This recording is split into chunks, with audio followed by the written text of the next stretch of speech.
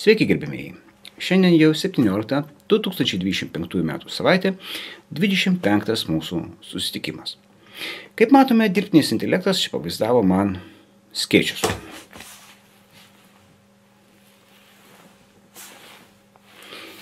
Taigi, turiu jums dvi istorijas. Abi dvi susijusios su skėčiais. Viena istorija apie štai šitos du žmonės. Georgijų Markovą ir Todorą Živkovą. Čia, kaip sakant, komunistų partijos vadovas, Bulgarijos vadovas, o Markovas disidentas. Ir 1958 metais per Živkovo gimtadienį Georgijų Markovą netoli Vaterlo tilto paduria, tiksliau pašauna su skėčiu. Markovas dirbo tada BBC radijoj, Europos balsas, Laisvoji Europa, ir jisai neblogai pylė ant Bulgarijos komunistų ir asmeniškai ant Živkovo, kurį šiaip pažinojo. Nes šiaip jisai buvo pakankamai žymus rašytojas, dramaturgas, bet užkniso į komunizmas ir visos kitos nesąmonės ir jisai pabėgo. Pabėgo, bet nenutilo. O kai jo neleido atvažiuoti į Bulgariją aplankyti mirštančio tėvo, tai jisai pradėjo per radiją kalbėti konkrečiai apie Živkovą. Ir panašu į tai, kad Živkovas pats ir užsakė. Pasigesinimo datą, manau, parinko kiti. Bet Bulgarų saugumas nebuvo toksai kietas kaip Sovietų Sąjungos saugumas. Tai techninė pagalba. Čia dar ne visai viskas įrodyta, bet prielaidos labai aiškios atėjo iš Sovietų Sąjungos. Taigi, skėtis. Tai buvo ne šiaip sau skėtis. Mes matome piešinį, kaip sakant, leistukas, paleidiklis, sprandžina. Matome ten netgi dujų cilindras. Ir, kaip sakant, nuodingas šratukas. Kulka. Pati kulka yra 1,7 mm, dvi skylutės 0,34 mm, viskas užpildyta ricinu. Ricinas tai yra toksai toksinis augalinės kilmės, kaip sakant, elementas, bet pats šratukas pagamintas 90% iš platinos, 10% iš ryžio. Kodėl? Tam, kad imuninė sistema neatpažintų ir neatmestų. Kiekis nuodingos medžiagos yra tiesiog juokingas, 450 mikrogramų. Tai yra maždaug 6000 kartų mažesnė dozė negu mirtinai visiems pažįstamas kalio cianidas. Tarp kitko, kalio cianidas yra smarkiai išgirtas. Negi Rasputinas, Putinas, nenumirė, nors jam sušėrė netgi arklišką dozę. Dažniausiai kalio cianidas buvo naudojamas nusižudyti, bet nenužudyti. Nors čia yra įvairių istorijų, kur galima būtų netgi pakalbėti kokį nors kitą kartą.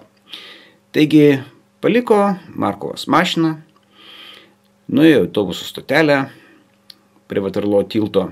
Taip kitko, Vaterlo tiltas nebuvo anksčiau Vaterlo tiltas.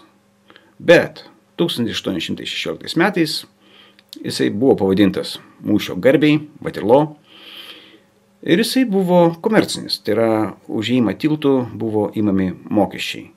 Dar tiltas buvo pasižymėjęs tom, kad masiškai nuo jo šokinėdavo žmonės, kaip sakant, netgi kiti sakė, tai savižudžių tiltas. 1878 tiltas buvo nacionalizuotas ir mokesčių niekas nebeėmė. Taigi pats skėtis ir tas šratelis. Čia reikėtų truputėlį prisiminti, kad Sovietijoje buvo laboratorija numer 1, laboratorija numeris 1. Kai kurie sako specialinė laboratorija, bet esmė tame, kad jie užsiminėjo būtent tom biologiniam medžiagom. Ir įvairiais farmaciniais tyrimais, toksikologiniais tyrimais.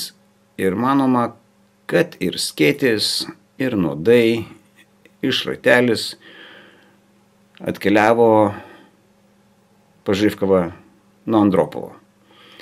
Tik Andropovas sakė, tik tai mūsų neįvelk, nes mes čia nenorim dalyvauti.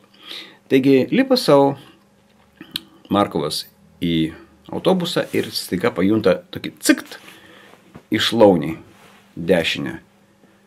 Atsisuka ir žmogelis nuo žemės kelia skėtį. Atseit netyčia išmetė. Tas labai atsiprašė. Sako, jisai iš iškraitos likti ne visai buvo europietiškos tokios biškit į tamsumą plus su akcentu kalbėjo, bet tuo metu, kas nenutinka. Pasijuto blogai, daktarai nežinojo, ką daryti ir mirė rugsėjo 11. Tai dar 4 dienas pasikankino. Daktarai nežinojo, kas tai yra. Iš pradžių galvojo, jisai kliedė, paskui galvoja dar kažkas. Bet kai pradėjo jau atsisakinėti iš eilės visi organai, skysčiai, plaučius, vidiniai kraujavimai, tada kreipėsi pas kariškius. Porton Downas, mes prie jo ateityje grįšim, čia labai rimta karinė laboratorija Jungtinėje Karalystėje,